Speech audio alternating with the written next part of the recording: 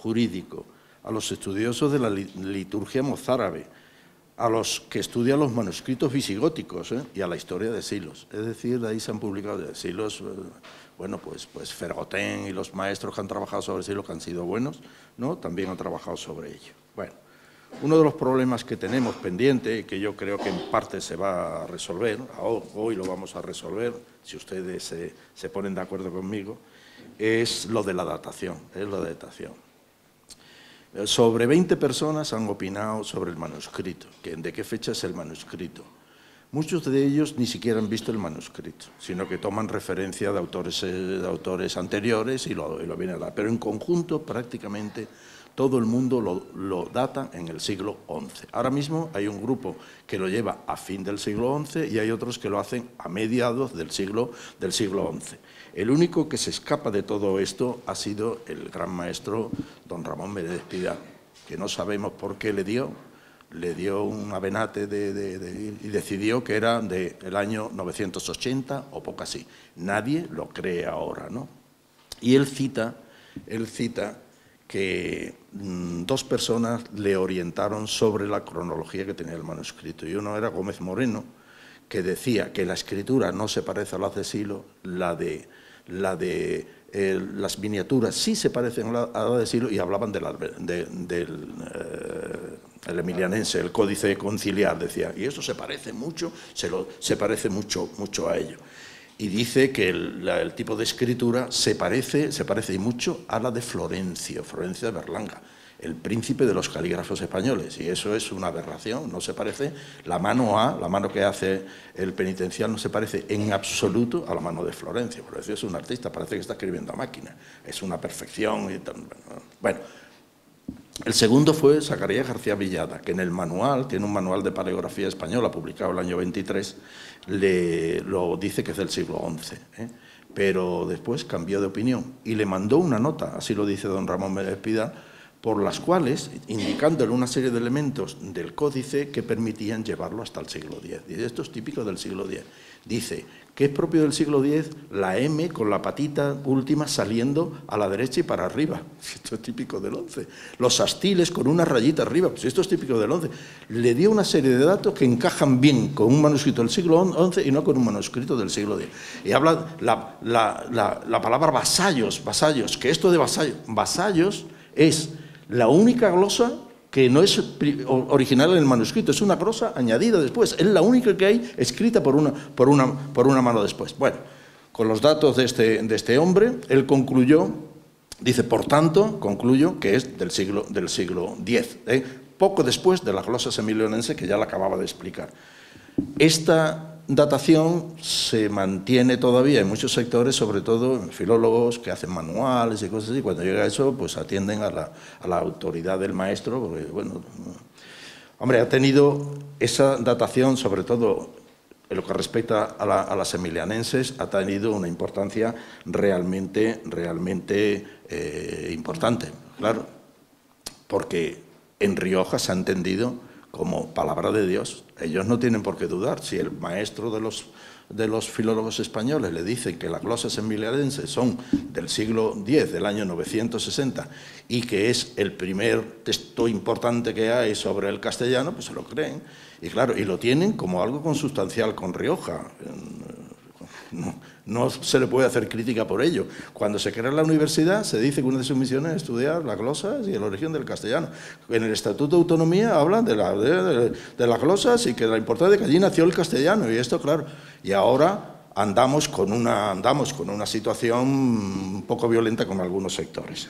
Esa situación violenta surgió por una edición que aquí se ha mencionado mucho, que hizo el Ayuntamiento de Burgos, en el año 93, una muy buena edición, nos dieron plena libertad, intervenimos varios, y claro, allí en el estudio llegué a la conclusión, refiriéndome a las emilianenses, que el texto, el libro,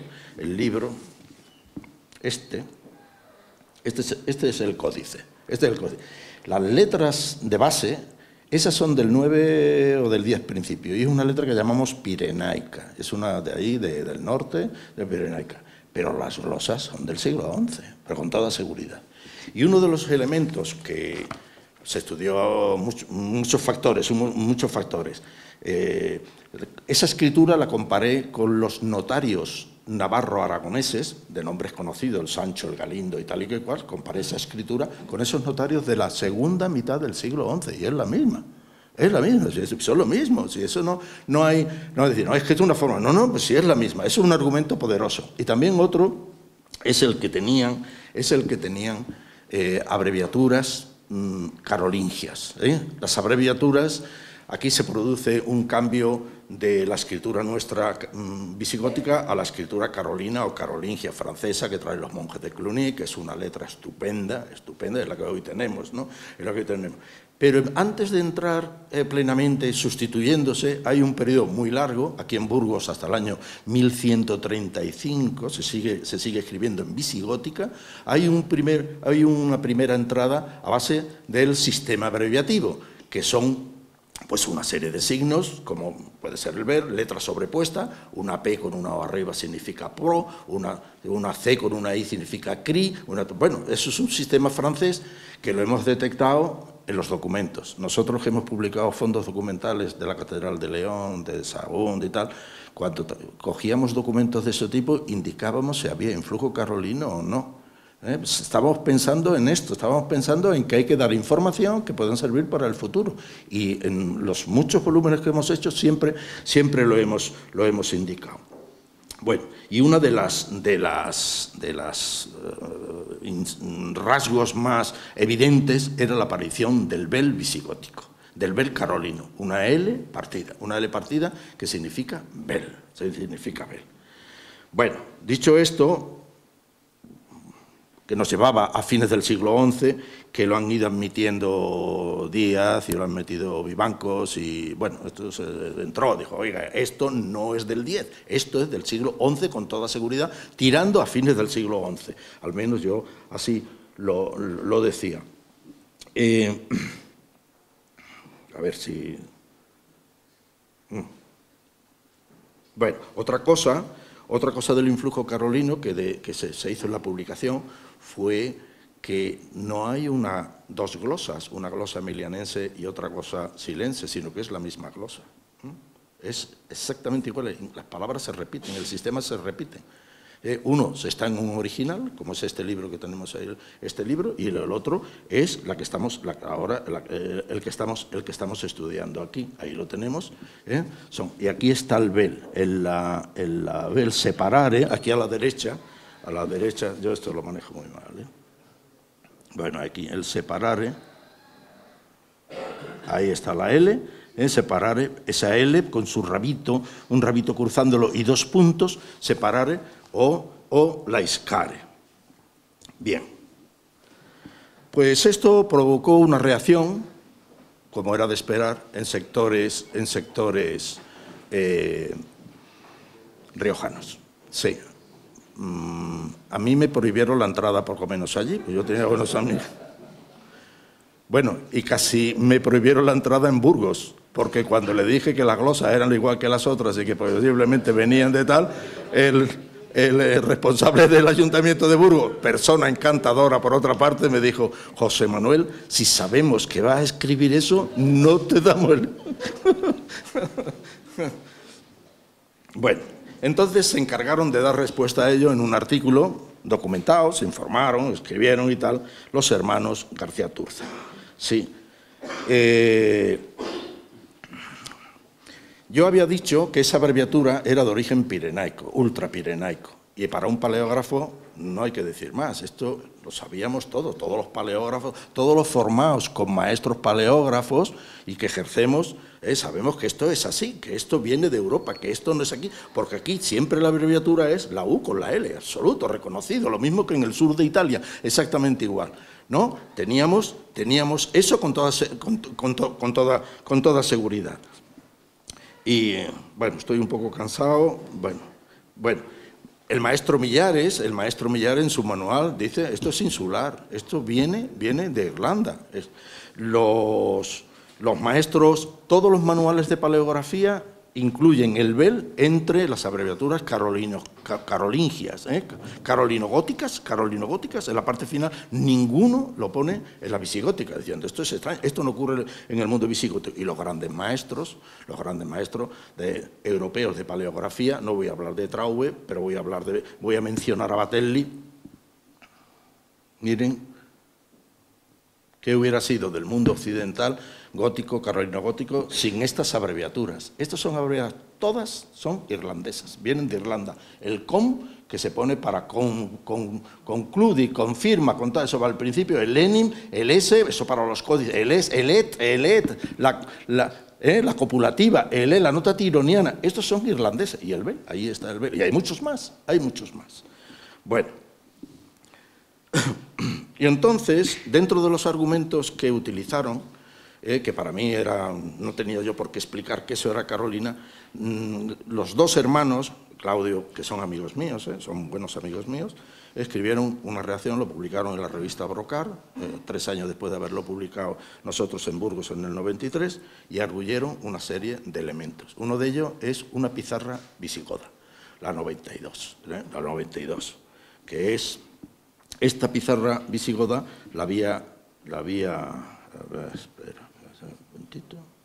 esta pizarra visigoda procede del Tiemblo o de Diego Álvaro, no sabemos bien con seguridad, y esta la había publicado mi compañero Manuel Mundó Marcet, que fue catedrático, en aquella época todavía no lo era, fue catedrático de paleografía de la Autónoma de Barcelona y hombre paleógrafo de prestigio, formado a la antigua, muy buen conocedor. Maluquer de Motes se la dio y él la publicó en un homenaje el que se le hizo al maestro Bixio en el año 71, y bueno, incluyó y dio una traducción que han repetido todos los que han publicado la pizarra, que es Canellas, y lo ha publicado también Isabel Velázquez.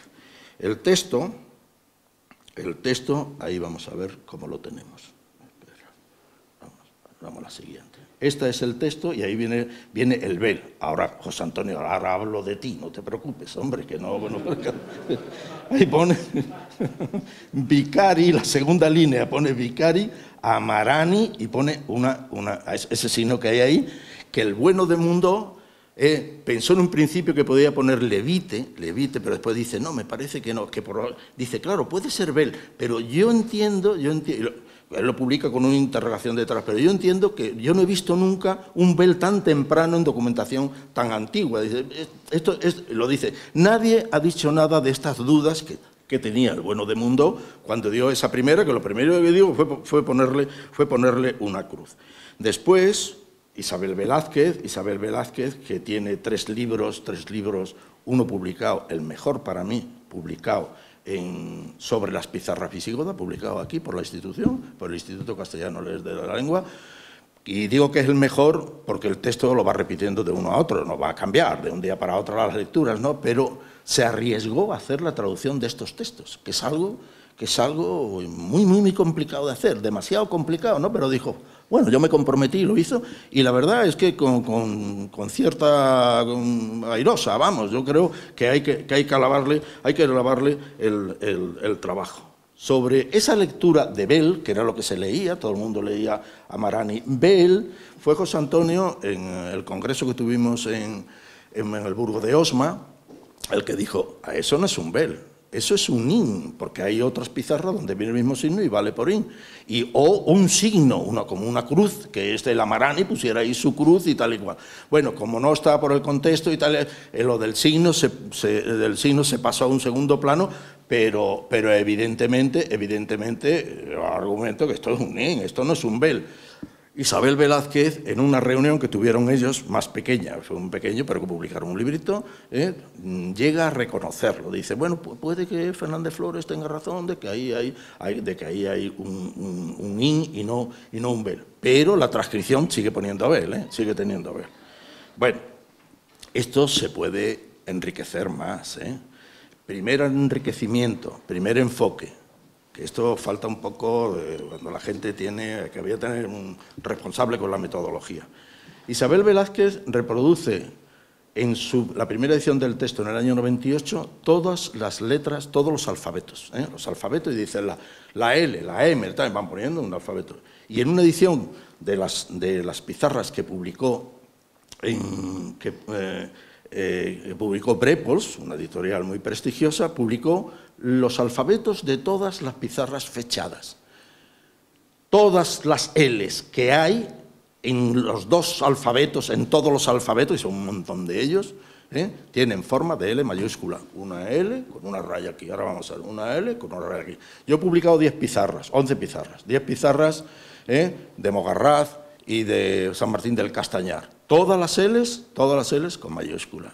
Un credo que he publicado que tiene un inicio de credo, que tienen 6 L's, todas las L's, unas L's mayúsculas. ¿Cómo me lees ahí una L de Bell si esto es una I? Si esto es una I. La pizarra tiene aquí abajo del signo, tiene un puntito natural, un descarrillado, eso que le ha parado, ¿sabes? ¿No? Pero no hay de ninguna manera ningún signo que tire a la derecha.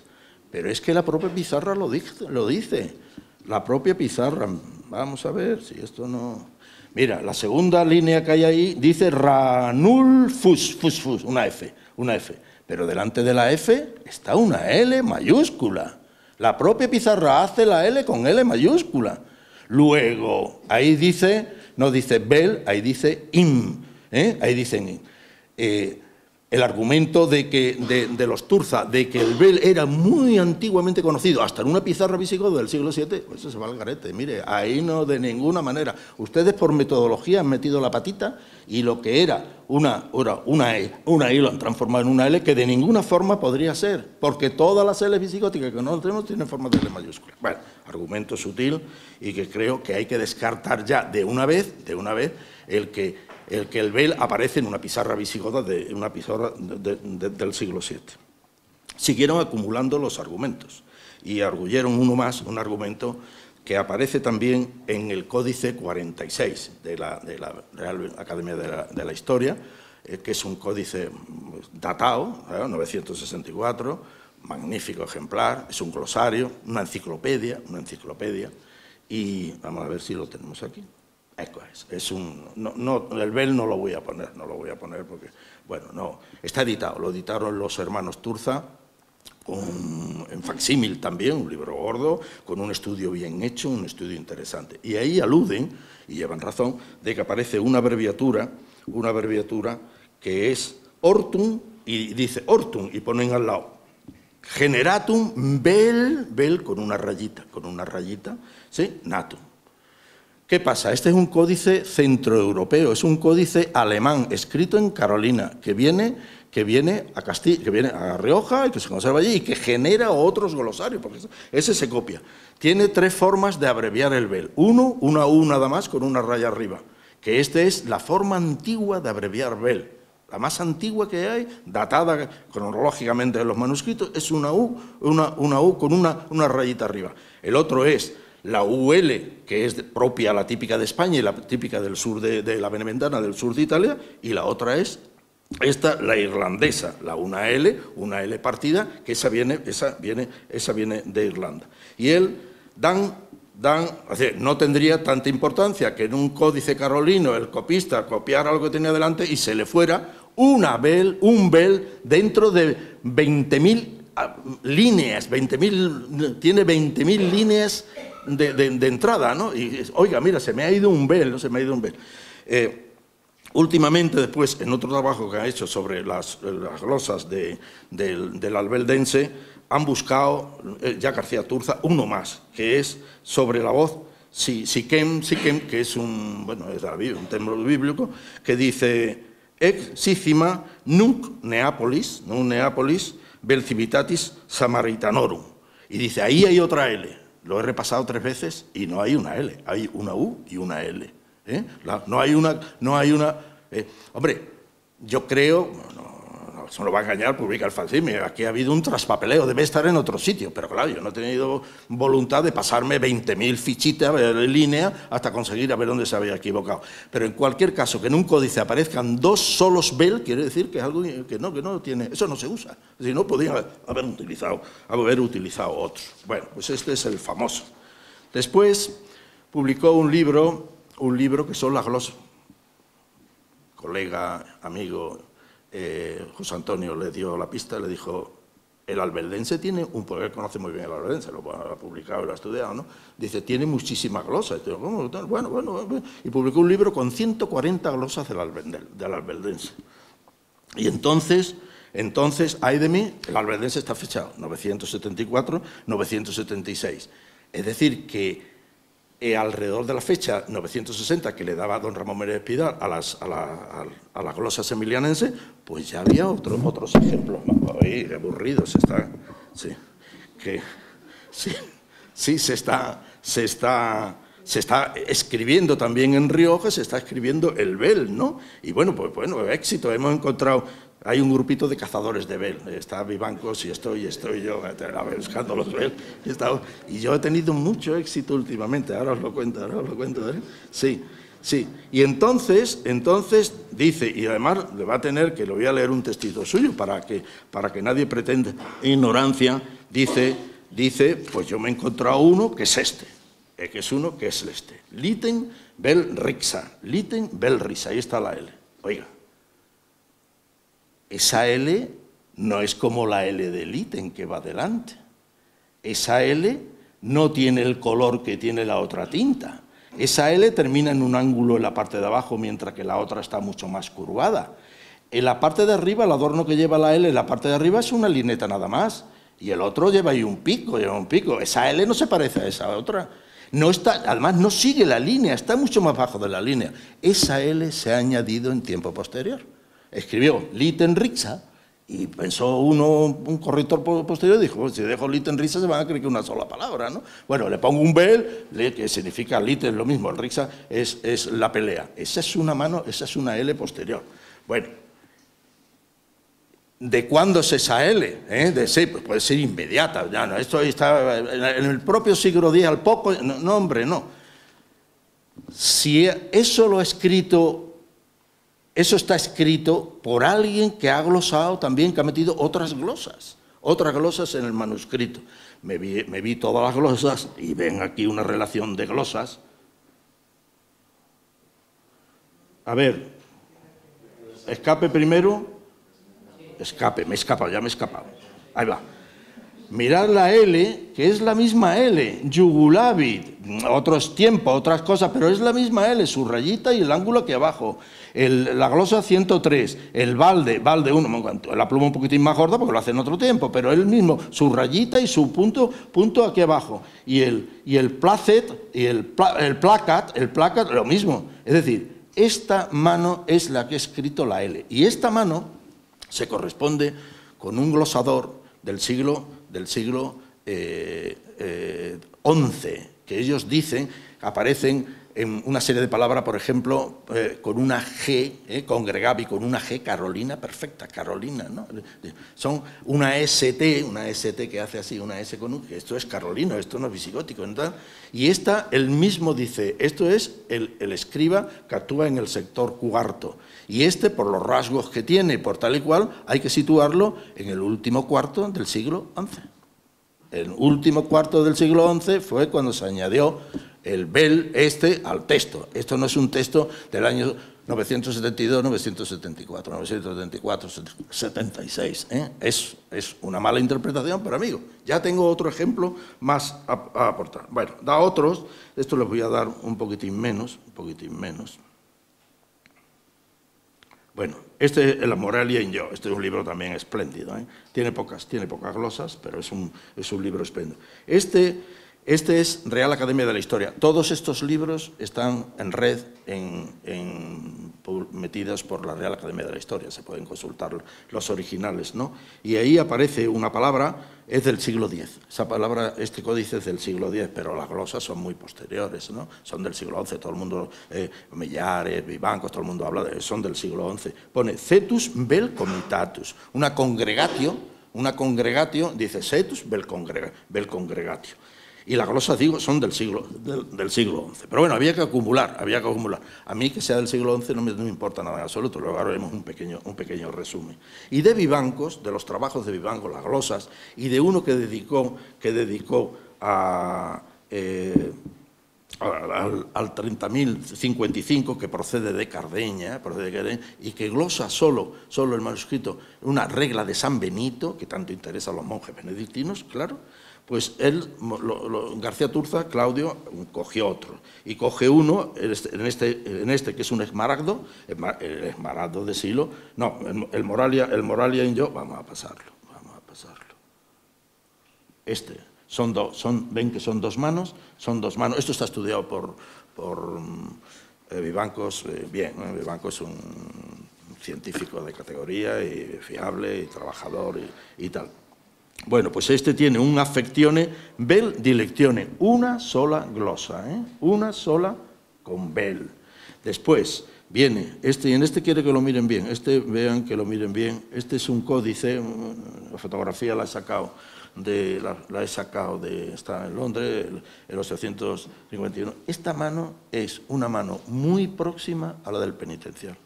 Es la mano más próxima que yo he encontrado. Hoy tenemos imagen de todos los códices en visigótico, de casi todos, pero bueno, digamos todos. Es un trabajo que hizo el maestro Agustín Millares Carlo y se murió sin terminarlo, se llama Corpus de Códices Visigóticos. En el centenario de su nacimiento se le hizo un homenaje allá tal, y bueno, las autoridades canarias dijeron, y nos encargamos, oye, podéis sacar... Pero bueno, que esto cuesta mucho dinero, que solo hay que hacer muchos viajes, hay que encargar muchas diapositivas con categoría para publicarlo y tal. Bueno, no importa, se va a hacer. Y el maestro Díaz fue el primero, después metimos a Mundo, que hizo muy poco, muy amigo mío, lo siento, desde pero que trabajó muy poco. Yo ya me encargué de trabajar más y Blas Casado Quintanilla también echó una mano, viajes, fuimos a Toledo, a los originales, venga, conseguir que nos dieran permiso para hacer las fotos, bueno, se hizo. Hoy día los tenemos todos, los podemos comparar, se cogen los códices, se van fijando uno y otro, y claro, es una información realmente importante. Lo que pasa es que hay que tener ojo clínico, ojo de paleógrafo, porque se nos escapa. Si uno no es un profesional, mira, parece, pues no se parece en nada, hay que ir interno, ver los nexos, ver la unión, ver cómo hace las abreviaturas, etcétera, etcétera. Bueno, pues este es un códice muy próximo y es del siglo XI, todo, glosas y todo, es del siglo XI, muy próximo. Miren a la derecha, lo ven a la derecha, no, digo, los que han trabajado, los que han visto, ¿no os parece la más grande, que tiene cosas que son de nuestro semejante, parecidas, es el que más próximo he visto, y es de Silos, indudablemente es de Silos. Bien, después hay otro, sí, es el Codex Regularum. Este Codex Regularum, códice de reglas monástica, a nosotros solo nos interesa la regla de San Benito, porque es el único que está bien glosado. Los otros no son glosas muy sistemáticas, Y en este aparece el códice del siglo X, el códice es del siglo X, no tiene, por ejemplo, no distingue ti de ci, que es un indicio, si pone ci con un caído, no es un indicio que tenemos, no lo tiene, son del siglo X, y se glosó posteriormente. Es decir, en concreto Silos pensó que sería oportuno que los monjes de Silos tuvieran el códice de la regla de San Benito, que estuvieran glosados, que tuvieran su glosa para entenderlo mejor los monjes. Este lo ha publicado, entero lo publicó Vivancos, y encuentra 5 glosas que él llama romance y que llama la atención a los colegas, decir, oiga, a ver si me echan una mano en esto, porque, por ejemplo, este códice tiene frases como restat y lo glosa como supra jet, o tiene como constituitur y pone posita jet. Son soluciones de la emilianense y de la silense. Quiere decir, cuando fueron a glosar el códice, cuando fueron a meterle las glosas al códice, no empezó uno a elucubrar, a ver qué pongo se me ocurre, sino que cogieron un códice ya glosado, cogieron las glosas y las copiaron.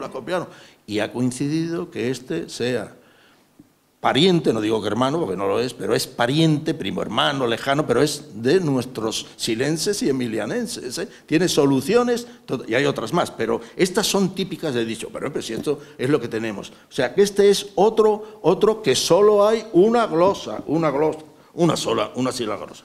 Bueno, entonces, resumiendo, de todo lo que se ha dicho, de todos estos son del siglo XI. Eso no interesa, interesa el 46. El Códice 46, que la glosa es del año 964. A eso hay que añadir 2 en la emilianense y 1 en la silense.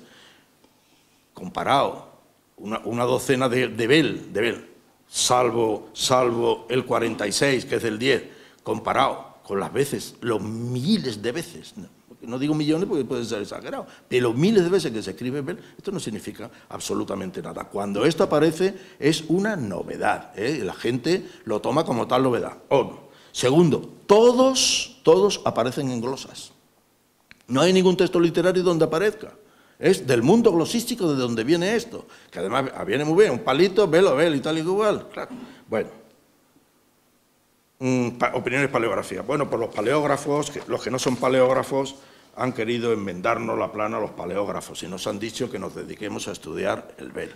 Que esto, y digo, García Turza, digo que es amigo mío, y además, pues estas mismas cosas se las digo a él, no.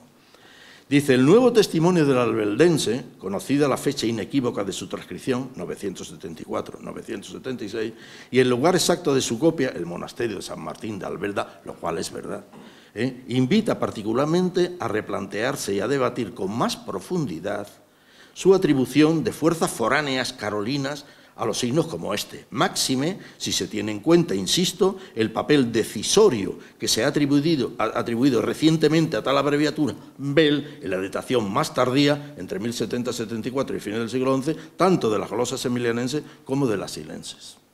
Estudien ustedes esto, que esto no puede seguir así, porque mi descubrimiento les obliga a iniciar la investigación.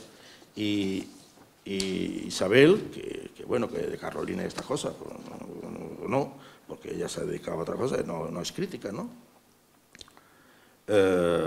Llega y dice, creo que puede defenderse la presencia de esta abreviatura Bell, que supondría una temprana documentación de la misma, admitida también por Mundó en su edición de la pieza, sin indicar las grandes dudas que tuvo, creo que contribuye de forma decisiva a la necesidad de replantear que el origen de la misma sea de influencia carolina, como se ha defendido en algunas ocasiones.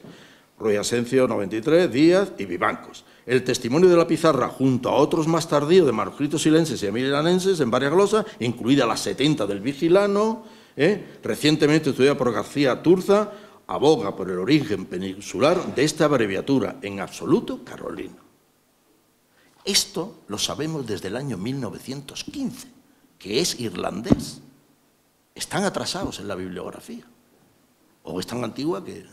Esto está publicado en un libro de Lindsay, uno de los discípulos de Traue. Los primeros trabajos sobre abreviatura fueron de Traue, un coloso alemán de fines del 19 y principios del 10. Tiene un libro que se llama Nomina Sacra, que revolucionó, ¿no? Y este era un discípulo suyo que estaba en Cambridge y publicó un libro que se llama Notas Latinas, un recuento de las abreviaturas desde el año 750 al año 850. Manejó 1000 manuscritos, leyéndolos todos y sacando todas las abreviaturas que tenían todos los manuscritos, una a otra, y después reuniendo toda la abreviatura para hacer nuestra, vamos a ver, bien, no, por darle datos más exactos, le dedica 17 páginas al Bell, en toda Europa, porque se ha pateado todos los códices latinos. Sí, más de mil. Y es donde va diciendo, la más antigua es la U con la rayita arriba. Esto es la conclusión que se llega. Y lo tenemos aquí en España en el Códice 46. Bueno, un ejemplo. La Bel es insular y pasa al continente, y va dando ejemplo que aparece en las islas británicas, se detectan en códices del siglo VIII, punto.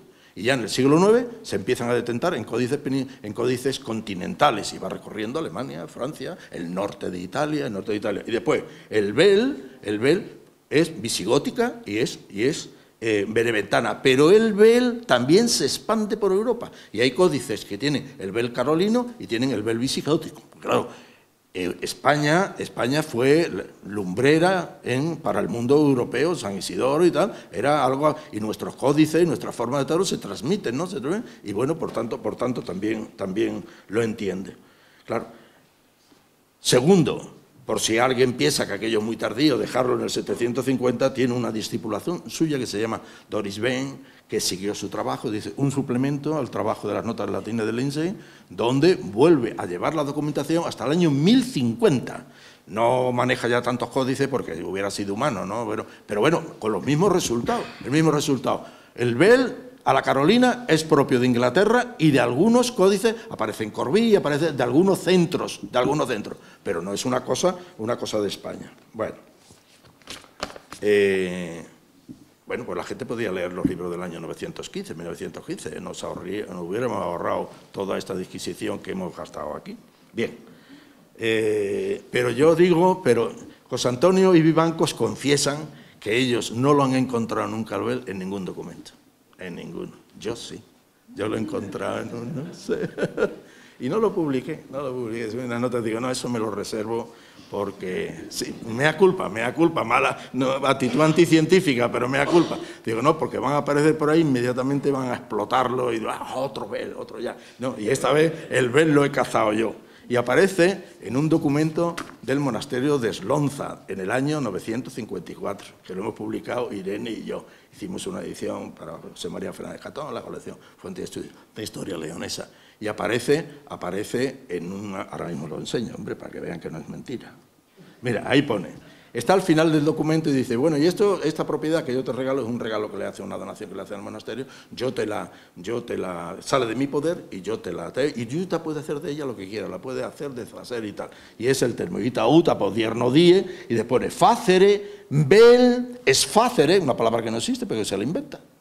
Bel, hacer o deshacer, tal y cual. Ahí está el Bel. Es el único testimonio que tenemos.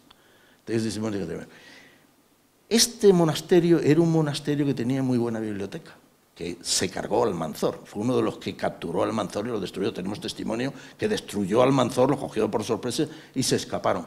En el dorso de un documento, de un poquitín más tarde, lo tengo en otra prueba, en un poquitín más, 950, encontramos textos de las leges visigotorum, de cómo el que tiene un caballo arrendado o que tiene un caballo prestado lo tiene que cuidar y responsabilizarse y tal. Claro, quiere decir que el monasterio tenía una lex visigotorum, lo tenía. Claro, quiere decir que si tienen un libro que no es necesariamente eclesiástico, es que tenía la biblioteca cumplida, tenía muy buena biblioteca. La perdieron en tiempo de Almanzor, y en el año 99 una hermana de Alfonso VI le hizo una donación importante de libros, porque claro, estaban muy mal, no se habían recuperado de aquel debacle. ¿Eso qué significa? Esto significa que en el Reino de León, a mediados del siglo X, circulaban códices carolinos. Esto no es un glosario, esto está metido en un documento. Y el que escribe el documento, él o su maestro, aprendieron de estos libros ultrapirenaicos que venía, ¿cómo se abreviaba? Dijeron, hombre, pero si con un palito lo resolvemos, me voy a poner una I y una L, pues venga, vamos a utilizarlo. Es el único que he encontrado en mi vida, y he visto muchos documentos, no solo míos, de los que hemos editado nosotros, sino de discípulos, que bueno, muchos pues lo hemos mirado a ver por dónde iban los tiros. ¿Qué es lo que pasa con Rioja? En Rioja, en el año 64, tenemos testimonio de que se conocía el Bel gracias a un códice carolino, europeo, alemán, que lo tenía. Bueno, por tanto, los argumentos del Bel se mantienen. Es una cosa extraña, no hay muchos, debía de haber miles, centenares, y no llega a una docena, no llega a la docena, ¿no? Bien. Y otro tema que sirve para datar, a datar dentro de... es, que hemos hablado también, Vivancos ha hablado de ello, es la Epístola Sancti Salvatoris. La Epístola Sancti Salvatoris, que es, bueno, en el códice del homiliario, no del penitencial, en la página, en el folio 321 recto, pone incipit epistola Sancti Salvatoris, que directa es ad homino et inventa es super altare, Santi Bauduli incivitate Nimaso. Es decir, empieza la epístola de San Salvador, de Jesucristo, que es dirigida, es enviada por Dios y encontrada en el altar de San Baudilio en la ciudad de Nim, Claro, después en la parte de detrás, cuando termina la epístola, que les voy a leer un poco para que vieran las cosas que dicen, ¿no? Ahí aparece un personaje que se llama Pedro, y dice Pedro, nan juro ego Petrus episcopus incipitate Nimaso, omnibus legentibus an epistolam per crucifijum domino, dice, yo juro, Pedro. Bueno, nosotros sabemos perfectamente quién es este Pedro. Pedro se llamaba Pedro Ermengau. O sea, se ha conservado. Quiero interrumpir un momento y dar gracias públicamente a Internet, porque me ha permitido el acceso a bibliografía francesa de fines del siglo XIX. Cuando iba a pensar yo que me iba a encontrar, digo, bueno, Petro ahí al Petrus, y te venga a buscar, pero si está aquí el libro. Claro, tiene uno sobre esto, tiene otro sobre San Baudilio, cuando ahora verán qué le pasa, tiene un libro dedicado a San Baudilio. Pues, hombre, me abre los ojos, sí, y efectivamente, así es. Bueno, entonces, si un texto habla de un Pedro y no hay otro Pedro, lo conocemos, tenemos un listado de todos los obispos de Nîmes, ¿sí?, en un libro del siglo XIII, están todos uno detrás de otro, dice el estudioso, un poco desordenado, pero ahí están, pero no, hay uno que se llama Pedro, el primer Pedro, porque el segundo Pedro, hay otro Pedro, que es del año 1275, ese no nos interesa. Evidentemente, este es un señor que ha existido. Si habla ego Pedro, de obispo de tal y cual, tiene que ser, el texto de la epístola tiene que ser posterior o por lo menos contemporáneo, y este es contemporáneo del año 80 y el año 90. ¿De qué decir que es un añadido, un señor que ha añadido? No, esto es un dato fidedigno, una información posquen. A los historiadores nos enseñan que el principio que contrafacta non valen argumenta. Oiga, usted ve ahí un hecho y dice esto, no, es que yo creo que usted no tiene que creer nada, esto es una cosa segura. Y hay más sobre ello para asegurarlo, Bueno, el primero que no creyó fue Leclerc, que tiene una edición magnífica. Hay una edición, de uno de Estrasburgo, se llama Straka habló de él Vivancos, que más vale que no hubiera publicado. Lo hubiéramos suspendido como alumno de paleografía, no sabe nada, equivoca, no sabe leer la visigótica, pero bueno. Pero la edición de Leclerc en el diccionario de arqueología cristiana y de liturgia es espléndida, es un artista.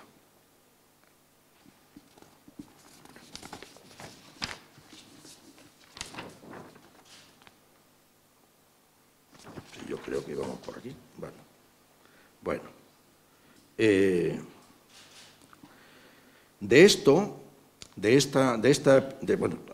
Aparte de esto, ahora, ¿qué tenemos? Tenemos 17 epístolas latinas. En distintos códices latinos tenemos 17, pero agárrense, estas epístolas están en griego, en armenio, en siríaco, en árabe, en etíope, en ruso. Se ha publicado hasta principios del siglo XX, se han publicado, impresas evidentemente, y no hay dos iguales, no hay iguales, no hay, varía de una cosa y otra, pero todas es la defensa del precepto dominical. No se puede hacer nada en el precepto dominical. Hay un artículo también en el mismo diccionario de arqueología cristiana de Genoa, que digo que es también, que esta gente sabía trabajar, y nos da 17 manuscritos. Y hay una inglesa que nos da 13 manuscritos. Y nos da manuscritos con colofones y con texto, es decir, que nos informa mucho. Nos informa mucho. Por ejemplo, uno dice que es un texto escrito en letras de oro, con la propia sangre de Cristo, en lápidas marmóreas que fulguran, otros que lo envía el arcángel San Miguel, otra vez el arcángel San Miguel, otro que cae en San Pedro de Roma, otro en San Pedro de Joray, otro en Belén. Cada uno va diciendo donde quiere, ¿no? Algunos han perdido, pero tenemos información sobre ello. Ahí tenemos uno de Toulouse que dice que viene en San Pedro de Jerusalén, que es de mármol fulgurante. Otro en Venecia, que es en la iglesia de San Pedro de Jerusalén. Uno de Viena que dice que cae del cielo, sin más. Otro de París, de Corbie, en Jerusalén, y luego viaja a Roma. El contenido es, toda la epístola está destinada a defender la obligación del precepto dominical, que por lo visto no se cumplía, claro, cuando se emperra tanto, pero en un tono amenazante, enumerando los muchísimos y grandes males que le ha de venir a los que no respetan el domingo ni honran a las iglesias. La idea principal es que Jesús resucitó el domingo y por ello todos deben descansar ese día, desde la puesta del sol del sábado hasta el amanecer del lunes. En ese tiempo está prohibido hacer ningún tipo de trabajo, ni siquiera cortarse el pelo, lavarse o negociar. Nada de eso, nada, higiene, nada. Las amenazas a los incumplidores son langostas, serpientes, perros rabiosos, cautividad de los hijos e hijas por manos de gente mala, hambres, enfermedades, granizo, incendios, truenos y tempestades, ladrones, tribulaciones, postillas en el cuerpo. O sea que un espectáculo. En cambio, los que lo cumplen verán sus mieses multiplicadas y sus viñas fructificarán. Bueno. Y después llega la terminación que es un poco, porque esta es también bonita. Creo que no tengo la traducción, pero bueno, tengo la traducción. Dice: pues juro yo, Pedro, obispo de la ciudad de Nîmes, a todos los que lean esta epístola, por el crucificado Señor nuestro Jesucristo, Hijo de Dios y Padre omnipotente, por la Trinidad inseparable y los 4 santos evangelios, que non es ac epístola, que no es esta epístola ab homine aptata, aumentada, el aptata, ab homine aptata, nec subtracta, pero ni aumentada ni disminuida, sino por el Dios Señor dirigida al sacrosanto altar de San Baudilio en la ciudad de Nîmes. Termina, edum esem, mientras yo estaba en vela, a la medianoche, orando por mis crímenes, facinora mala mea, por mis malos crímenes, audivi ambocen et inveni a epístola. Bueno, y esta es la epístola, Ven, ¿cómo llega la epístola aquí? Que es un problema, ¿no? Ahora lo vamos a ver. El obispo en Mengao, volvemos ahora al obispo en Mengao. Por las fuentes que tenemos, Gams dice en el año 1873 que reparat catedralen en el año 1084, que reparó la catedral de Nîmes, y debió de ser importante la reparación porque se acordaban todavía de él, ¿no? Después sabemos que el que la consagró fue un obispo que se llamó Bertrando, que en el año 96, coincidiendo con un concilio que se celebró en Nîmes, que nos interesa mucho a los de Burgos, interesa mucho porque aparte de prohibir que las niñas menores de 12 años se casaran, el concilio dijo: las niñas menores no se pueden casar, avaló la separación, la independencia, la exención de Burgos de Toledo, que era una cosa que estaban persiguiendo. Y estuvo allí el obispo de Burgos, y estuvo allí una comitiva con Burgos. Bueno, después, esto es en plan de constructor. Segundo, en su tiempo, la catedral de Nîmes se empezó a gobernar por canónigos regulares. No como antaño, no como en España, como había hecho Collanza y tal, que bueno, que no eran canónigos. Aquí, en el año 81, Alfonso VI, cuando crea el obispado de Burgos y le da el palacio que estaba construyendo de sus padres para que fuera iglesia, caput castelle, cabeza religiosa de toda Castilla, dice, y mando que sea servida la Iglesia por canónigos, no por otros. O sea que ahí hay una conexión, Nim con el bueno de Alfonso VI. Y después, es lo que más nos interesa, en el año siguiente de entrada en su obispado, en el año 1081, donó la iglesia, que estaba en muy mal estado, de San Baudilio, se lo dio a don Seguin, que era abad del monasterio de Casadei, inventado por Roberto hacía muy poco tiempo, el segundo que va después de Roberto, como abad, y se lo dio. Interviene ahí el cabildo, que tuvo que darle el bueno, quiere decir que el obispo se tuvo que mover para los señores capitulares y decirle cómo convencerlo, y después lo apoyaron, la vizcondesa de Nim, Mangarde, pues bueno, la dio y tal, y crearon un priorato. Ahora bien, todos los que han hablado de esto nos han hecho una pregunta muy sencilla. ¿Dónde se hizo la epístola de San Baudilio, del altar de San Baudilio? Tal vez porque sea obvio, en San Baudilio. Eso lo inventaron en San Baudilio, no iban a Jerusalén a que inventaran que la epístola cayó allí, cayó en San Baudilio y lo inventaron en San Baudilio. Y esto estamos en una sociedad milagrera, los santos se valoran por sus muchos e importantes milagros, y lo hacen todo. El bueno de Marbodo tiene una Vita Roberti que dedica un libro entero a los milagros que hizo San Roberto después de muerto. Un libro entero. Aquí, Rodulfo, la vida ad Alelmi, San Lesme, nuestro San Lesme, ¿sí? Este tiene 15 milagros después que fuera muerto, ¿sí? Y lo mismo pasa por esta misma época con el bueno de Grimaldo, y que después va a llegar a Berceo, ¿no? Los milagros, coge y tiene un montón de milagros después de muerto. Trayéndolos de donde fuera, eso no importa.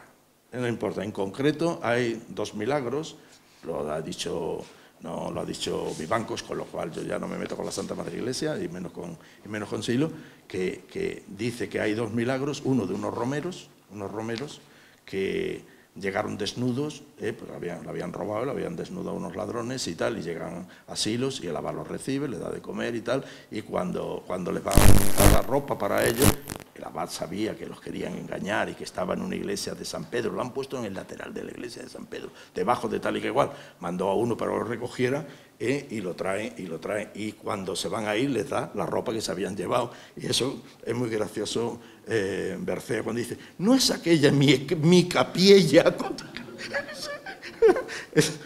es un texto delicioso. Y el otro es de unos que entraron a robar puerros en el huerto del monasterio, y por intervención divina, evidentemente, no pudieron llevarse todo, ni un solo puerro pudieron arrancar. No era noche de luna, nada, no había forma. Y cuando por la mañana apareció el abad, les dio de desayunar, eso lo cuenta Berceo también, le dio de desayunar y le dio las gracias por haberle labrado todo el huerto.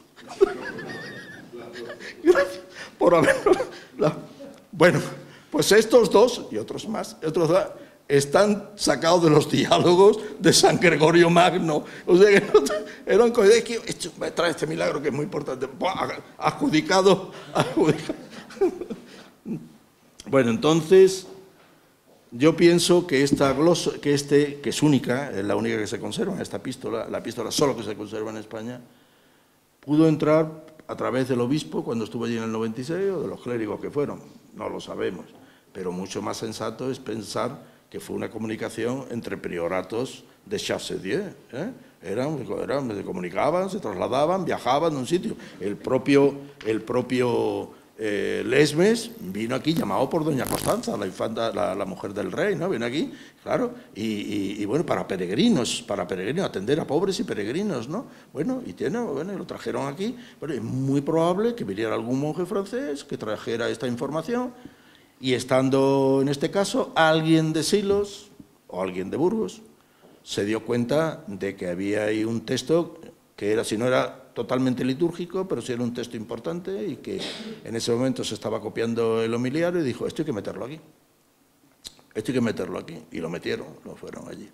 Claro, esta hipótesis abunda aquel códice de Silense y no un códice de San Millán.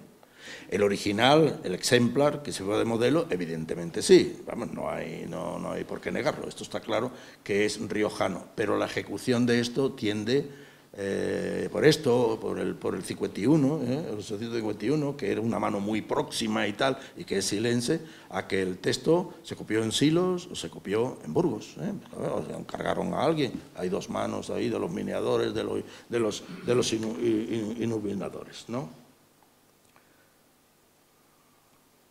Bien, un poquito más. Hay más argumentos, pero no voy a abundar yo mucho sobre ellos. A ver, espera, a ver si sale el texto que hay ahí.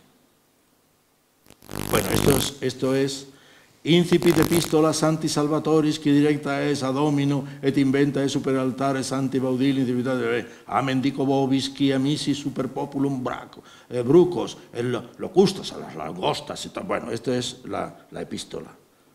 La epístola que se ha editado varias veces, pero la primera edición fue ya suficientemente buena. Bien, y esto es el añadido. Edum essen, abajo, la tercera línea por abajo, edum essen, vigilan media noctis, ora pro facinora malamea, audivi vocem et invenian epistolas, ¿no? Bien, esto que viene aquí son el dinero que hay que pagar. Sí, vamos a hablar ahora un poco de sociedad y de numismática.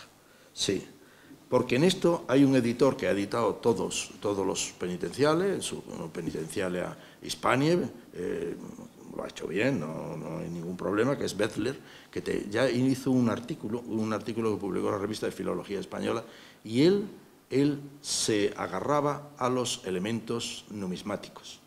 Esos son argumentos muy sutiles y muy difíciles, porque no tenemos una información corrida, continuada, para poder ver la evolución en el momento.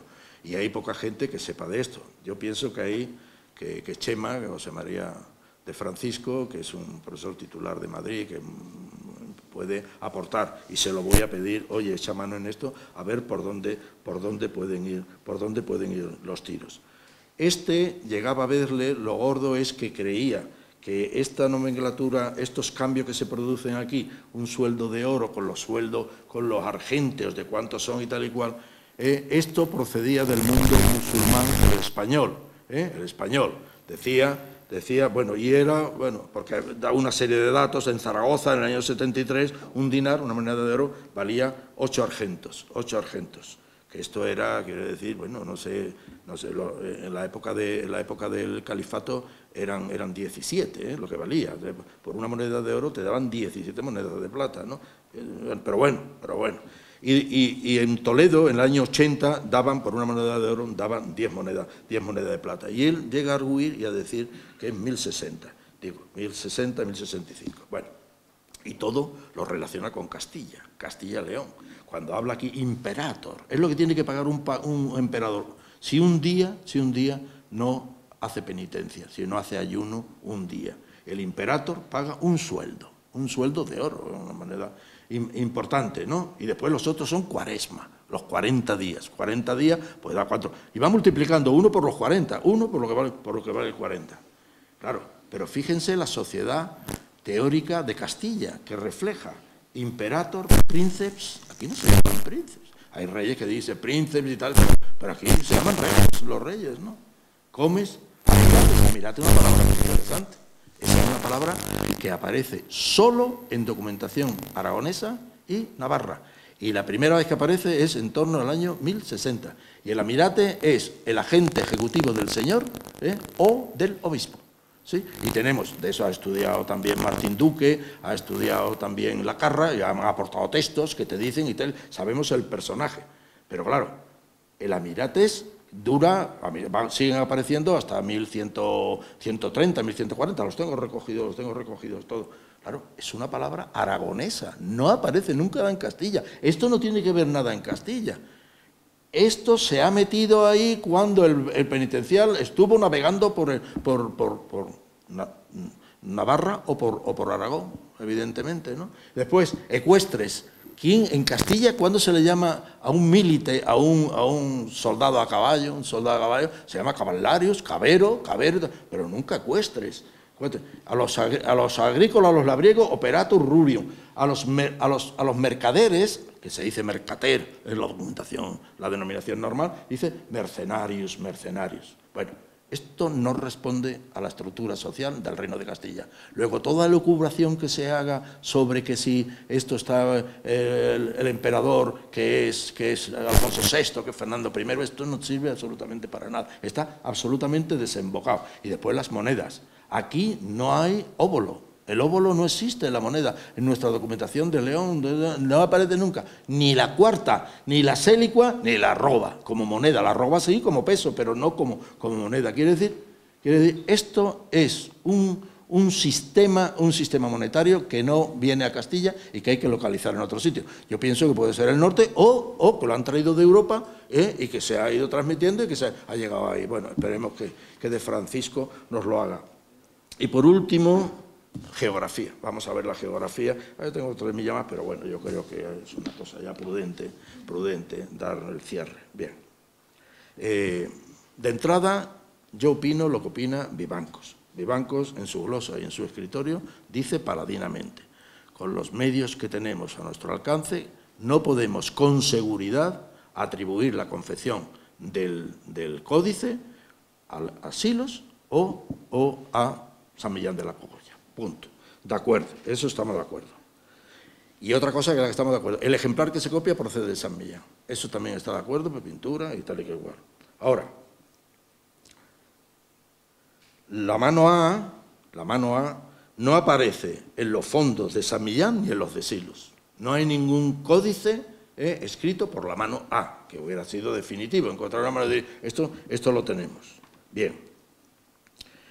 Ahora bien, la vía que se abre de San Juan, de la traída de tal, porque no pensamos que van a coger de San Juan, lo van a llevar a San Millán de la Cogolla, allí lo van a interpretar. Está lógico que si esto llega aquí a través de San Juan por Chassedieu, pues bueno, eso se copia en un códice en Silos. Son argumentos. El 51, el otro 51, que es muy próximo, es decir, bueno, ahí, pero sí, no es una mano igual, pero es muy próxima, muy próxima. Es decir, todo esto, bueno, parece que la candidatura para que ese códice se haya escrito en Silos o en cualquier caso en Burgos, yo creo que bueno, que es prevalece, ¿no? Yo creo que es razonable pensar que ese códice, y no lo hago por patriotería, pues decir, vamos a barrer para adentro, no, esto, que lo siento como una realidad, son los elementos que tenemos a nuestro alcance y bueno, yo pienso que esto es así, ¿sí? Venga, gracias.